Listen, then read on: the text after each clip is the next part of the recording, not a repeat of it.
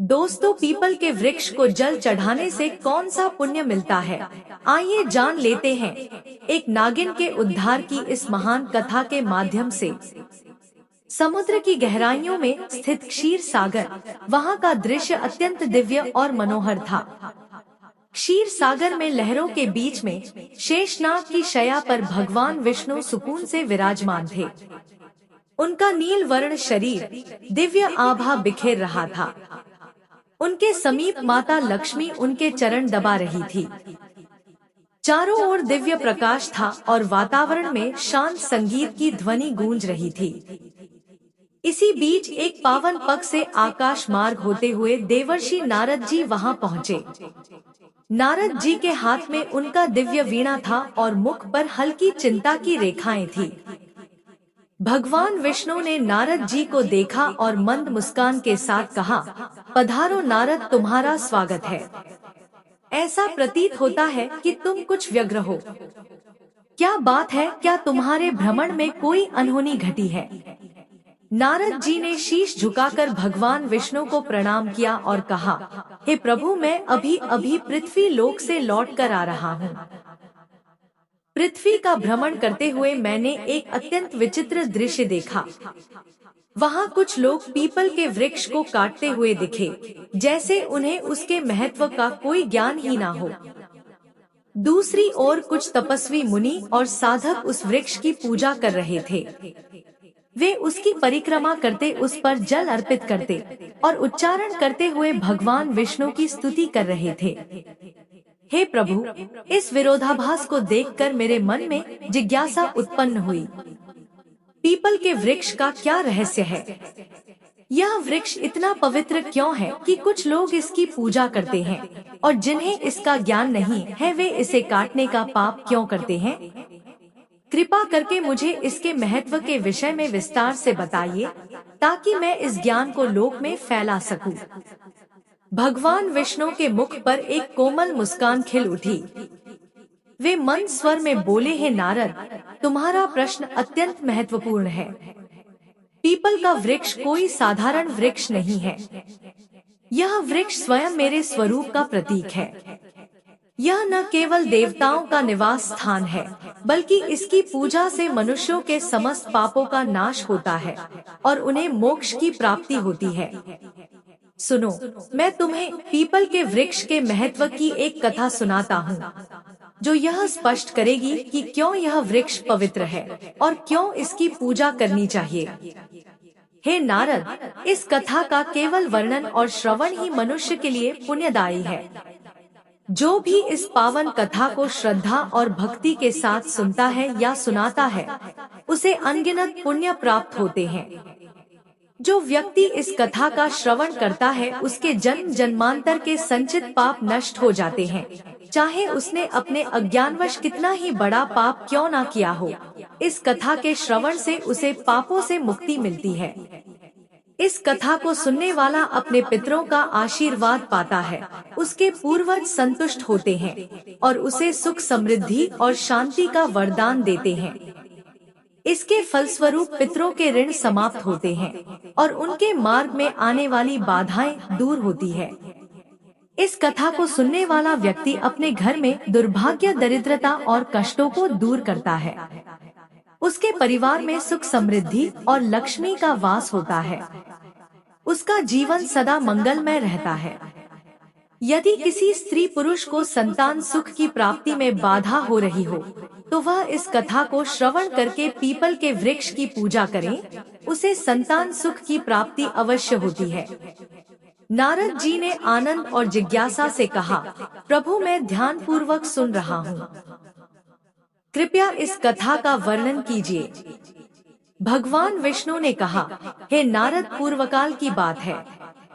एक अत्यंत गरीब व्यक्ति रहता था, जिसका नाम हरिदास था। हरिदास ईमानदार और परिश्रमी था, लेकिन उसका जीवन अत्यंत कठिनाइयों से भरा हुआ था।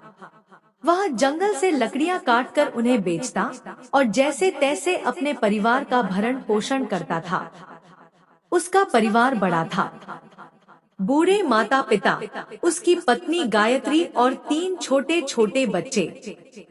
हरिदास दिन रात मेहनत करता, फिर भी परिवार के लिए पर्याप्त भोजन जुटाना मुश्किल हो जाता। उसके घर में किसी भी प्रकार का धार्मिक कार्य नहीं होता था और न ही देवताओं की पूजा अर्चना होती थी। हरिदास को शास्त्रों और धार्मिक महत्व के विषय में कुछ भी ज्ञान नहीं था। एक दिन हरिदास हाथ में कुल्हाड़ी लिए जंगल की ओर निकल पड़ा। वह सुबह से ही जंगल के एक एक कोने में घूमता रहा, पर उसे लकड़ियां तो दूर, एक भी सूखा पेड़ नहीं मिला। उसकी थकान बढ़ती जा रही थी और सूर्य अपनी मध्य अवस्था में चमक रहा था। हरिदास को चिंता सताने लगी कि यदि वह आज लकड़ियां नहीं ले गया तो घर में चूल्हा नहीं जलेगा। भूख और प्यास से व्याकुल होकर वह जंगल में और आगे बढ़ने लगा। जंगल का यह भाग अत्यंत भयानक था। ऊंचे ऊंचे वृक्ष, घनी बेलें और झाड़ियों ने सूरज की रोशनी तक को धरती पर आने से रोक रखा था। जगह जगह सिर्फ बिच्छू और अन्य हिंसक जीवों के खतरे भी दिखाई देते थे, परंतु हरिदास की विवशता उसे वहां तक खींच लाई थी। बहुत देर तक भटकने के बाद अचानक उसकी नजर एक विशाल वृक्ष पर पड़ी। वह वृक्ष अपने चारों ओर एक अजीब सी आभा बिखेर रहा था। उसकी शाखाएं मानो आकाश को छू रही थी और उसकी जड़ें धरती को गहराई से बांधकर रखे हुए थी। यह पीपल का वृक्ष था। हरिदास ने मन ही मन सोचा, अरे वाह, कितना बड़ा और मजबूत वृक्ष है। यदि मैं इसकी कुछ टहनियां काट लूं तो आज का काम बन जाएगा। फिर उसने कुल्हाड़ी को मजबूती से थामा और वृक्ष के पास पहुंच गया। वृक्ष के नीचे खड़ा होकर उसने एक क्षण के लिए इधर उधर देखा और कुल्हाड़ी को ऊपर उठा लिया। जैसे ही वह कुल्हाड़ी से वृक्ष पर आघात करने वाला था, तभी एक भयंकर आवाज गूंज उठी, जो किसी स्त्री की प्रतीत हो रही थी। हे मनुष्य, तुम यह क्या अनर्थ करने जा रहे हो? हरिदास ने चौंक कर इधर उधर देखा, पर वहां कोई दिखाई नहीं दिया। अगले ही क्षण वृक्ष के तने के पास से एक भयानक काले रंग का सर प्रकट हुआ। उसकी आंखें चमक रही थी, मानो उनमें अग्नि की ज्वाला जल रही हो। हरिदास भयभीत होकर पीछे हट गया। पेड़ धीरे धीरे उसके सामने आकार लेने लगा। वह कोई और नहीं बल्कि एक सुंदर स्त्री का स्वरूप धारण कर चुका था। यह कोई साधारण स्त्री नहीं थी, बल्कि एक नाग कन्या थी। उसका चेहरा तेजस्वी था और उसकी आंखों में अपार रहस्य झलक रहा था। फिर नाग कन्या ने गंभीर स्वर में कहा, हे मनुष्य, तुम यह पवित्र पीपल का वृक्ष काटने जा रहे थे। क्या तुम्हें इसका ज्ञान नहीं कि पीपल के वृक्ष में देवताओं का वास होता है? इसे काटने से तुम्हें महान पाप लगेगा। हरिदास की सांसें तेज हो गई। वह भयभीत होकर कांपते स्वर में बोला, हे देवी, आप कौन हैं और मुझसे मनुष्य की वाणी में बात कैसे कर रही हैं? मैंने तो ऐसा कुछ कभी सुना भी नहीं था। कृपया मुझे बताइए कि आप कौन हैं और यह वृक्ष क्यों इतना विशेष है? नाग कन्या मुस्कुराई और बोली, हे मनुष्य, मैं इस पीपल के वृक्ष की रक्षक हूँ। मेरा नाम नागिन सुरसा है। यह वृक्ष मेरे लिए बहुत प्रिय है, क्योंकि इसी वृक्ष में मेरा बात है और यह पवित्र है। परंतु इस वृक्ष के साथ मेरा जुड़ाव केवल इस जन्म तक नहीं है, बल्कि यह एक पुरानी कथा का परिणाम है। सुनो, मैं तुम्हें अपने पूर्व जन्म की कथा सुनाती हूँ। यह कहते हुए नागकन्या सुरसा का चेहरा गंभीर हो गया। उसकी आंखों में अतीत का एक गहरा रहस्य चमक उठा।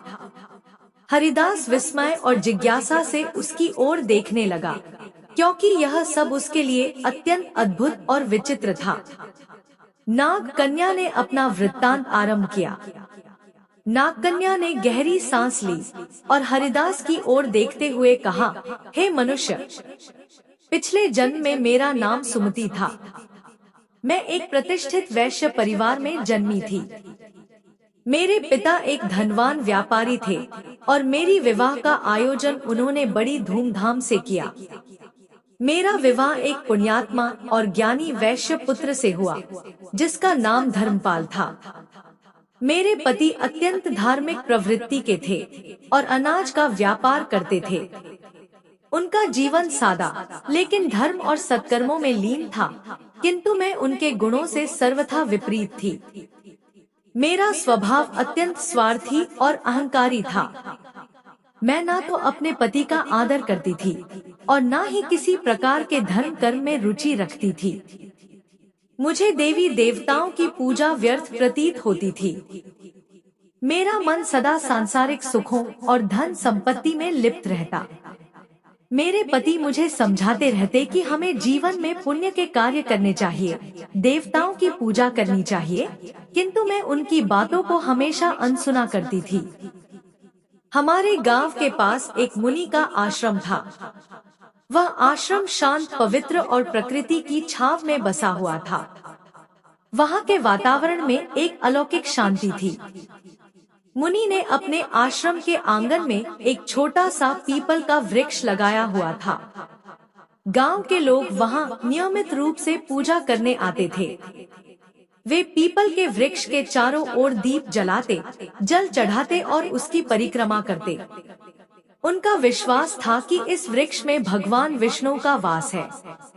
इसकी पूजा करने से उनके पितर प्रसन्न होते हैं। लोगों की श्रद्धा और भक्ति से वह वृक्ष बहुत ही कम समय में विशाल हो गया। एक दिन की बात है, मैं उस आश्रम के पास से गुजर रही थी। वहाँ मैंने देखा कि एक ब्राह्मण अत्यंत श्रद्धा से उस पीपल वृक्ष की पूजा कर रहा था। वह वृक्ष के तले जल चढ़ा रहा था और मंत्रोच्चार कर रहा था। यह दृश्य देखकर मैं ठहाका मारकर हंसने लगी और कटु स्वर में कहा, अरे ब्राह्मण, तू मूर्खों की तरह इस वृक्ष की पूजा क्यों कर रहे हो? यह तो केवल एक पेड़ है, न फल देता है न फूल। क्या यह पेड़ किसी काम का भी है? यह व्यर्थ का ढोंग है। तुम्हारी पूजा का कोई लाभ नहीं है। मेरे शब्द सुनकर वह ब्राह्मण अत्यंत शांत भाव से मेरी ओर देखता रहा। फिर वह गंभीर स्वर में बोला, हे देवी, तुम्हारा अज्ञान ही तुम्हारे इस व्यवहार का कारण है। तुम्हें ज्ञात नहीं कि यह पीपल का वृक्ष मात्र एक साधारण वृक्ष नहीं है। इस वृक्ष में स्वयं भगवान विष्णु का वास होता है। यह वृक्ष जीवित है और अत्यंत पवित्र है। इसकी पूजा करने से भगवान विष्णु प्रसन्न होते हैं। इसके तले जल चढ़ाने से पितरों का आशीर्वाद प्राप्त होता है। अनेक जन्मों के पाप इस वृक्ष की पूजा से समाप्त हो जाते हैं। यह वृक्ष मानव जीवन के लिए वरदान स्वरूप है। उस ब्राह्मण की बातों ने मेरे अहंकार को और भड़का दिया। मैंने कटु शब्दों में उसका और उस वृक्ष का उपहास किया। मैं क्रोध में आकर उस वृक्ष के पास पहुंची और व्यंग्यपूर्ण स्वर में कहा, देखते हैं तुम्हारा यह वृक्ष कितना महान है। यह कहकर मैंने आवेश में आकर पीपल के वृक्ष को लात मार दी। जैसे ही मेरी लात उस वृक्ष को लगी, उसी क्षण एक विचित्र घटना घटी। मेरे पैर से लेकर शरीर के अन्य अंगों में जलन होने लगी। वह जलन असहनीय थी। मैंने देखा कि मेरे शरीर में परिवर्तन हो रहा था। धीरे धीरे मेरा रूप बदलने लगा। मेरी त्वचा काली पड़ने लगी और देखते ही देखते मैं एक भयानक सर्पिणी में परिवर्तित हो गई। नागिन का रूप धारण करके मैं वहीं पर चीखने चिल्लाने लगी। मेरी चीख पुकार सुनकर आश्रम के मुनि वहां आ गए। मैं उनके चरणों में गिर पड़ी और रोते हुए अपनी व्यथा सुनाने लगी। मैंने उनसे विनती की कि मुझे इस श्राप से मुक्ति दिला दे। मुनि गंभीर स्वर में बोले, तुमने घोर पाप किया है। पीपल के वृक्ष को पवित्र करना और उसका अपमान करना भगवान विष्णु का अपमान है। तुम्हें तुम्हारे कर्मों का दंड मिला है। फिर मैंने कांपते हुए हाथ जोड़कर मुनि से प्रार्थना की, हे ऋषिवर, कृपया मुझे क्षमा करें और इस श्राप से मुक्ति का कोई उपाय बताएं। मैं अपने पापों के लिए पश्चाताप करना चाहती हूँ। उस मुनि ने गंभीर स्वर में कहा, हे पापिनी, तुम्हें इस श्राप से मुक्त होने के लिए 100 वर्षों तक इस पीपल वृक्ष पर निवास करना होगा और इसकी रक्षा करनी होगी। जब 100 वर्ष पूर्ण हो जाएंगे तब तुम्हारे यहाँ आएंगे और इस वृक्ष पर जल अर्पित करेंगे। उसी दिन तुम्हें श्राप से मुक्ति मिलेगी। इतना कहकर मुनि वहाँ से चले गए। तब से मैं इसी वृक्ष पर वास कर रही हूँ। यह वृक्ष दिनों दिन बढ़ता गया और मैं दिन रात इसकी रक्षा करती हूँ ताकि कोई इसे हानि न पहुँचा सके। आज मेरे 100 वर्ष पूरे हो चुके हैं। मैं प्रतीक्षा कर रही हूँ कि मेरे पति धर्मपाल यहाँ आए और इस वृक्ष पर जल अर्पित करें। तभी मुझे सर्प योनि से मुक्ति मिलेगी। यह कहते हुए नाग कन्या की आंखों में आंसू आ गए। उसकी आवाज में पीड़ा और पश्चाताप स्पष्ट झलक रहा था।